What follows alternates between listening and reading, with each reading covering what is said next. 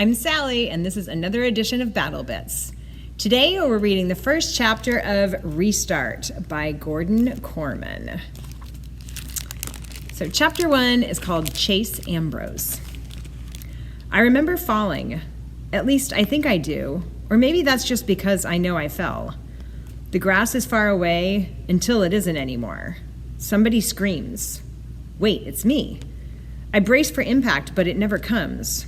Instead, everything just stops. The sun goes out, the world around me disappears. I'm being shut down like a machine. Does this mean I'm dead? Blank. The light is harsh, fluorescent, painful. I squeeze my eyes shut, but I can't keep it out. It's an explosion. Voices are babbling all around me. You can't mistake the excitement. He's awake! Get the doctor! They said he'd never... Oh, Chase! Doctor! I try to make out who's there, but the light is killing me. I thrash around, blinking wildly. Everything hurts, especially my neck and left shoulder. Blurry images come into focus. People standing and sitting on chairs.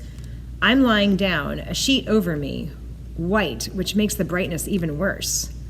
I raise my hands to cover my face, and suddenly I'm tangled in wires and tubing. A clip on my finger is tethered to a beeping machine next to my bed. An IV bag hangs from a pole above it.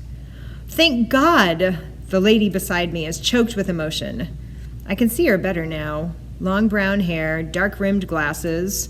When we found you, lying there. That's all she can manage before she breaks down crying. A much younger guy puts an arm around her. A white-coated doctor bursts into the room. Welcome back, Chase, he exclaims, picking up a chart on a clipboard at the foot of my bed. How do you feel? How do I feel? Like I've been punched and kicked over every inch of my body. But that's not the worst part. How am I supposed to feel when nothing makes sense? Where am I demand? Why am I in a hospital? Who are these people? The lady with the glasses gasps. Chase, honey, she says in a nervous voice. It's me, Mom. Mom. Doesn't she think I know my own mother? I've never seen you before in my life, I bluster. My mother is... That's when it happens. I reach back for an image of Mom and come up totally empty. Ditto, Dad, or home, or friends, or school, or anything. It's the craziest feeling. I remember how to remember, but when I actually try to do it, I'm a blank. I'm like a computer with its hard drive wiped clean. You can reboot it, and the operating system works fine. But when you look for a document or file to open, nothing's there. Not even my own name. Am I Chase, I ask? While my other questions sent murmurs of shock around my hospital bed, this one is greeted with silent resignation. My eyes fall on the chart in the doctor's hands. On the back of the clipboard is written Ambrose, Chase. Who am I? A mirror, I exclaim. Somebody give me a mirror. Perhaps you're not ready for that, the doctor says in a soothing tone. The last thing I'm in the mood for is to be soothed. A mirror, I snap. The lady who calls herself Mom fumbles inside her pocketbook and hands me a makeup compact. I open it, blow away the loose powder, and stare at my reflection. A stranger stares back at me. Amnesia. That's what Dr. Cooperman says I have. Acute retrograde amnesia, the loss of all memory prior to a certain event. In this case, me taking a swan dive off the roof of our house. I know what amnesia is, I tell him. So how come I remember a random word like that, but I can't remember my own name, or my own family, or why I was climbing on the roof? That I can answer, supplies the younger guy, who turns out to be my older brother, Johnny, a college student home for the summer. Your room has that dormer window. You just open it and crawl out onto the eaves. You've been doing it as long as I can remember. Well, and did anybody warn me I might break my neck? Only since you were 6, my mother puts in. I figured if you've survived this long, it was time to stop worrying. You were such an athlete, her voice trails off. Amnesia can be an unpredictable thing, the doctor informs us, especially with a traumatic injury like this one. We're just starting to understand which parts of the brain control which life functions, but for all we know, it has nothing to do with geography. Some patients lose long-term memory, some lose short-term memory. Others lose the ability to transfer from short to long term. In your case, the damage seems totally confined to your sense of who you are and what's happened in your life up until this point. Lucky me, I say bitterly. Cooperman raises an eyebrow. Don't knock it. You remember more than you realize. You can walk and talk and swallow and go to the bathroom. How'd you like to have to relearn everything, even how to put one foot in front of the other? Well, the bathroom part is definitely an upgrade. They say I was in a coma for 4 days before I woke up. I can't say how the bathroom side of things was taken care of during that time, but I'm pretty sure I had nothing to do with it. Maybe I'm better off not knowing. The doctor checks a few readings on my monitor, making notes on my chart, and then regards me intently. Are you absolutely certain you can't remember anything at all from your life before you regained consciousness?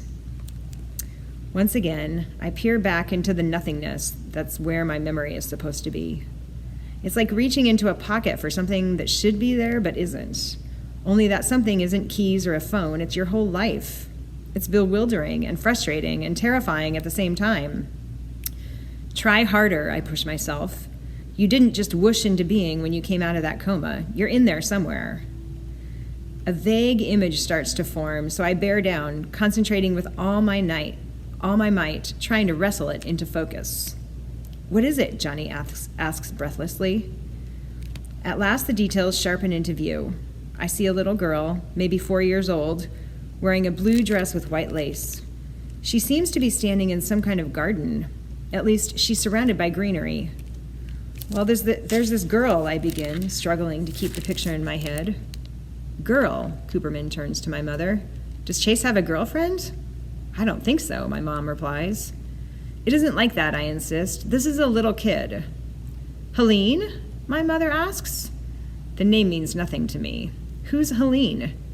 Dad's kid, Johnny supplies, our half-sister. Dad, sister.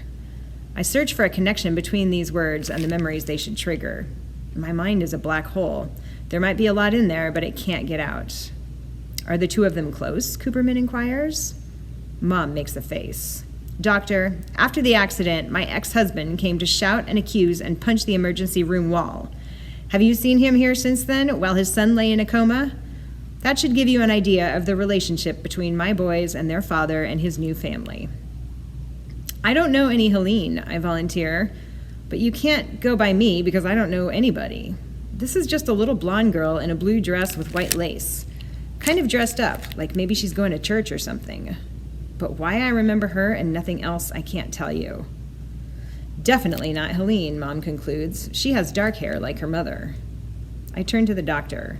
Am I just crazy? Of course not, he replies. In fact, this little blonde girl suggests that your memory isn't gone at all. It's only your ability to access it that's been damaged. I believe that your missing life will come back to you, or at least some of it will. This girl might be the key. I want you to keep thinking about her, who she is, and why she's so important that you remember her when everything else has disappeared. I honestly try, but there are too many other things going on. Now that I'm not dead, the hospital is suddenly in a big hurry to get me out of there. Dr. Cooperman runs tests on every part of me except my left earlobe. Turns out my brain may be short-circuited, but the rest of me still works. So how come I ache all over? Muscular is his diagnosis, from the fall. Or should I say, he chuckles at his own joke. The sudden stop at the bottom. Every muscle from nose to toes tenses up from that kind of shock. Tack on 96 hours of complete inactivity and you stiffen all over. It's normal, it'll pass. My only real injuries are a concussion and a separated left shoulder. Turns out my bad diving form saved my life. My shoulder hit the ground a split second before my head, absorbing just enough of my hard landing to keep the impact from killing me. Mom brings clothes for me to change into. I suppose I shouldn't be so blown away that they fit. They're my clothes, after all. But of course they're new to me. I can't help wondering if I have a favorite shirt or a super broken-in pair of jeans. I don't remember the car either, a Chevy van, or the house. I take the opportunity to fill in a few blanks about myself. I am not the child of millionaires. I have no great love of cutting the grass, or maybe that one's on Johnny. I've got an excuse. I've been in a coma. I note the window I must have climbed out of since it's the only one with roof access.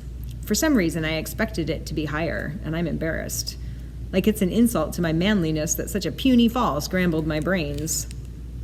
When Mom opens the door, a chorus of voices cry out, "Surprise!" A makeshift banner hangs across the living room. "Welcome home, champ!" A heavy-set man about Mom's age steps forward, enfolds me in a crushing bear hug, and rubs his knuckles up and down my head. "Good to have you back, son." Mom is horrified. "Stop it, Frank. He has a concussion." The man, my father, lets me go, but he's defiant. "Ambrose men can take a few licks, Tina. You're talking about an all-county running back." "Ex-all-county running back, Dad," Johnny amends. "You heard the doctor. Chase can't play football this season." "Dopey doctor," my father snorts. "What does he weigh? 140 soaking wet?" He faces Mom. "Don't turn him into a wimp like you did with Johnny." "Thanks, that means a lot," my brother says dryly. "Why are you here, Frank?" My mother is quickly losing patience. "How many times have I asked you not to use your key anymore? This is not your house, and it hasn't been for a long while." "I pay the mortgage on this place," he growls. All at once, the cloud lifts from his face, and he's grinning. "Besides, we had to be here to welcome home the conquering hero." Falling off a roof doesn't make me a hero, I mumble. I can't put my finger on it, but there's something about my dad that makes me nervous. It isn't physical. In fact, for a middle-aged guy, he's pretty energetic and spry, despite the paunch and the thinning hair. His smile is totally overpowering. To see him is to want to like him. Maybe that's the problem, I decide. He's too confident that he's welcome everywhere. And going by Mom, he isn't. Not here, anyway. He's brought his new family, a wife named Corinne, who doesn't look much older than Johnny, and Helene, my 4-year-old half-sister. Mom was right. Helene's definitely not the girl in the blue dress. It's no big deal, I guess, but I'm disappointed.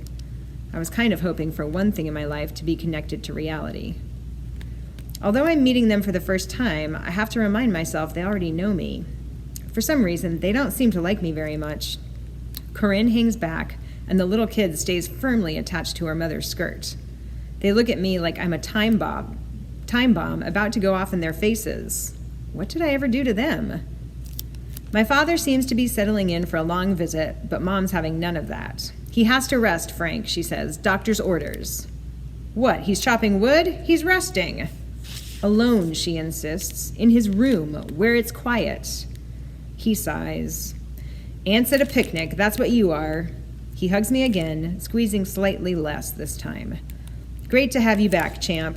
Sorry it couldn't be more of a celebration, but Nurse Killjoy over here." He inclines his head in my mother's direction. I stick up for her a little. She's right about the doctor. He said I have to take it easy because of my concussion. "Concussion," he snorts. "When I played football, I got my conch bonked plenty of times. You rub a little dirt on it and you're good." Corinne appears at her husband's elbow. "We're so glad you're okay, Chase. Come on, Frank, let's go." I feel like I have to feel the hostile silence that follows, so I lean down to my kid sister. "That's a nice doll you've got there. What's her name?" She shrinks back like I'm about to eat her. Eventually, Dad's gone, taking Corinne and Helene with him. Johnny goes out to meet some friends, and Mom orders me upstairs to get a head start on the relaxation that almost caused a civil war. She has to show me which room is mine because I don't remember any of it. Not the wooden staircase with the faded floral runner up the center, not the narrow hallway with the low ceiling, not the wooden door with the crack down the center panel. My mother sees me evaluating the damage and is momentarily surprised by my surprise. Then she tries to explain it away. "Oh, that's probably my fault. I always let you and your friends play sports in the house. You're too big for that now, or the house is too small." "Which sports?" I ask. Tears are coming to her eyes. This is hard for her. "Football, soccer, badminton, you name it." Being in my room is the weirdest experience of all. It's my room, there's no question about that. The walls are covered with newspaper clippings about football teams I starred on and lacrosse games I won. That's me in the pictures, diving into end zones and being mobbed by ecstatic teammates, more unfamiliar faces. There are trophies too, shelves of them. Chase Ambrose, top scorer. Chase Ambrose, MVP. Most yards from scrimmage. Team captain. State champions. I'm really somebody. I only wish I knew who. It takes some doing to build up my courage, but I eventually make it over to the window. I was wrong before. It's plenty high. I'm lucky to be alive. It's like I've been parachuted into the middle of someone else's life. Someone who looks exactly like me, yet isn't me. The doctor is right. I need to rest. I sit down on the edge of my bed. My bed. There's a phone on the nightstand. The screen cracked. I wonder if I had it with me when I fell. I press the home button. It's dead. There's a charging cable right beside it, and I plug it in. After a couple of minutes, the display lights up, and there I am again with 2 other kids, complete strangers, although you can tell from the pose that the 3 of us are close friends. It's a selfie with the kid on my right as photographer. I'm in the middle, and the smallest of the 3 of us, which is surprising since I'm a pretty big guy. It must be Halloween because there are little kids in costume in the background. I'm wielding a baseball bat, holding it high. Hanging off the tip of it is a mangled, ruined jack-o'-lantern. The screen goes dark, and I press the button again. The image of the triumphant pumpkin bashers reappears. I can't take my eyes off it. All 3 of us wear wild, gleeful, unholy, cake-eating grins. What kind of person am I? And that is chapter 1 of Restart by Gordon Kerman. Thank you for joining me. I will see you next time.